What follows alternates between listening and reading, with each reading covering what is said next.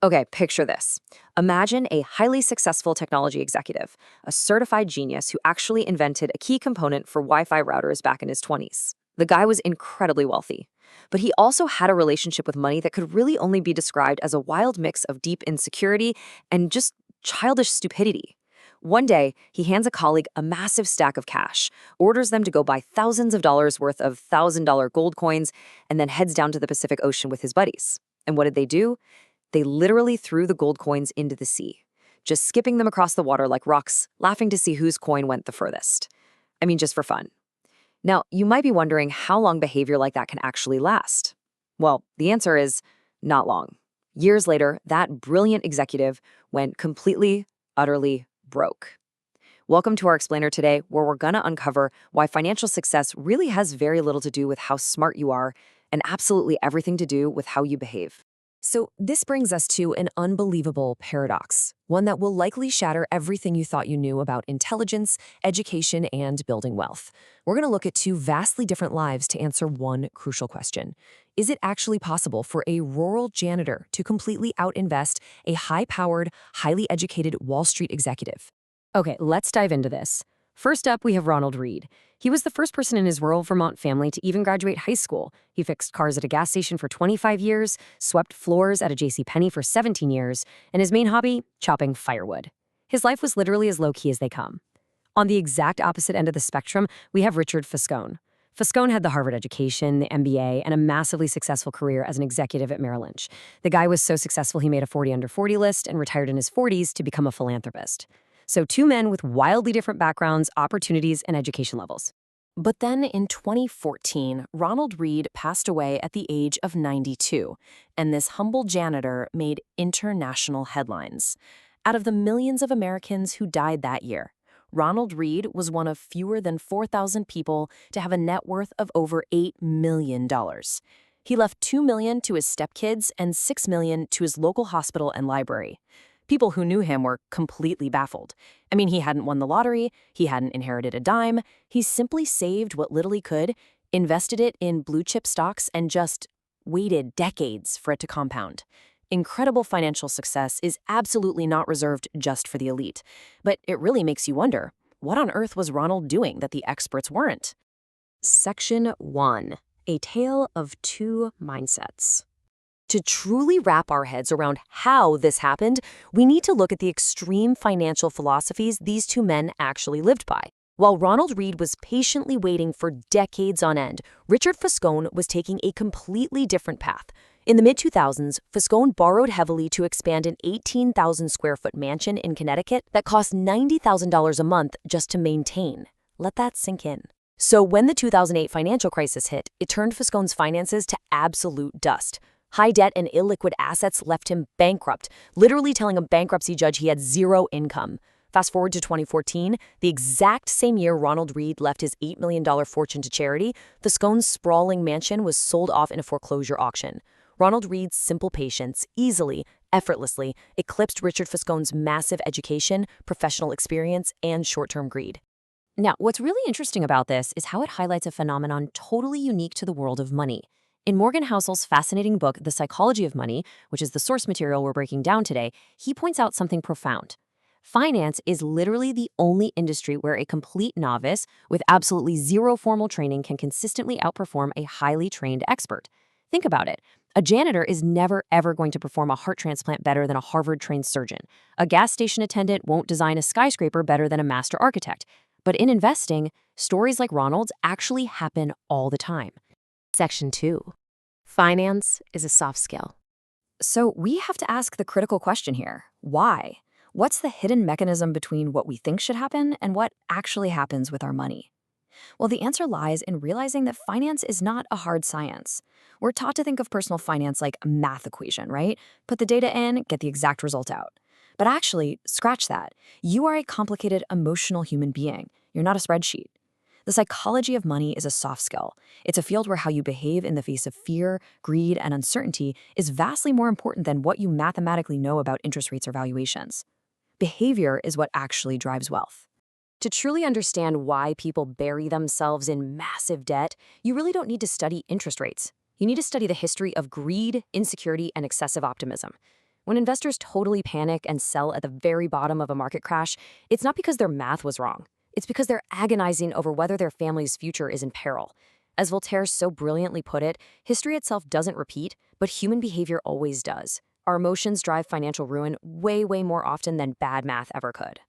Okay, let's move along and look at Chapter 5. This builds into one of the absolute most critical distinctions in the whole source text, the stark difference between merely getting money and actually keeping it over a lifetime. Section 3. Getting versus staying wealthy. To really paint a picture of this, let's look back at the devastating 1929 stock market crash and two really fascinating historical figures, Jesse Livermore and Abraham Juransky. You see, getting wealthy and staying wealthy require completely different, practically opposite skill sets. Getting wealthy, that requires taking risks, being super optimistic, and swinging for the fences. Staying wealthy requires the exact opposite: frugality, a healthy dose of paranoia, and a rigid survival mindset.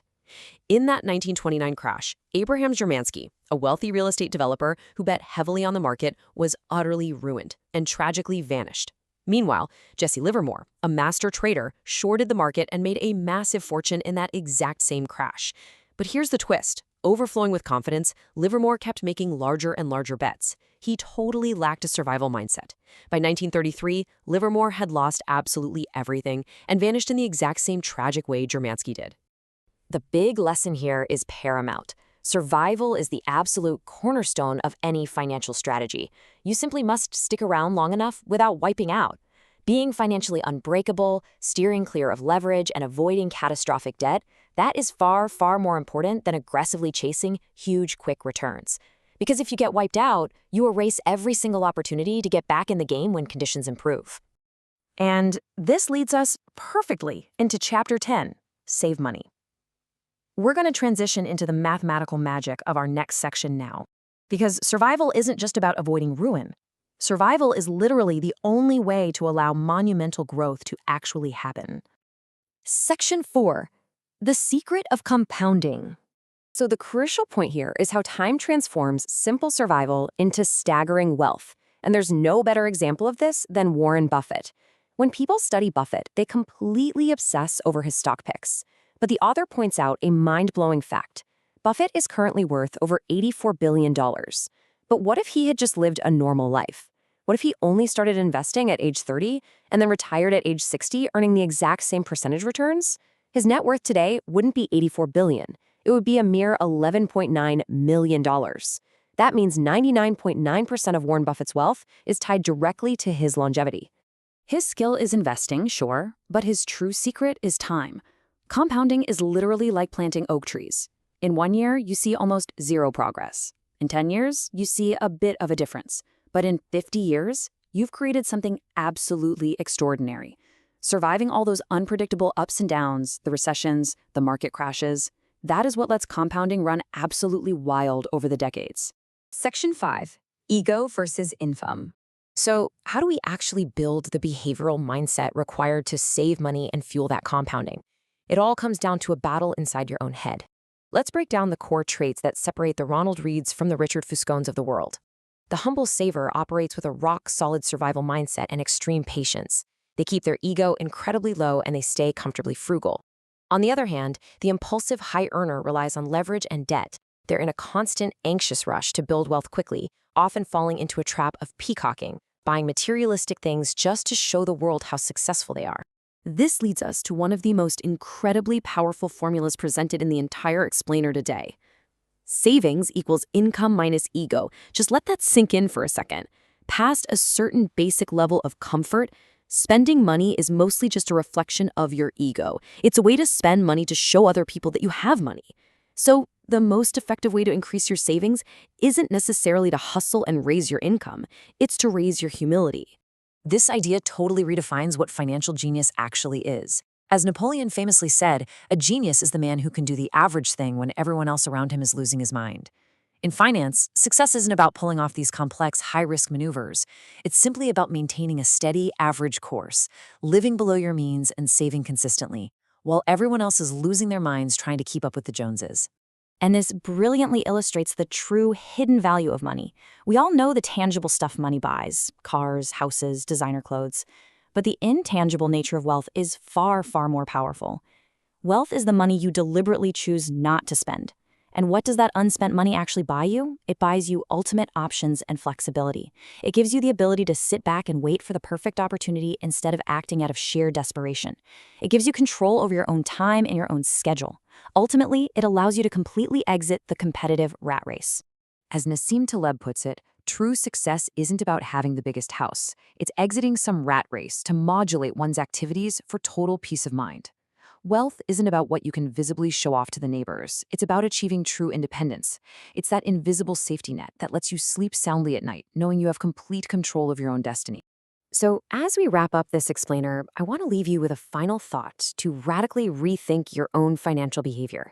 Take a hard, honest look at your own spending and saving habits right now and ask yourself, are you building wealth simply to extend your peacock feathers today? Or are you building it to buy your absolute freedom tomorrow? The choice is entirely up to your behavior. Thanks for joining me on this deep dive, and I will catch you on the next explainer.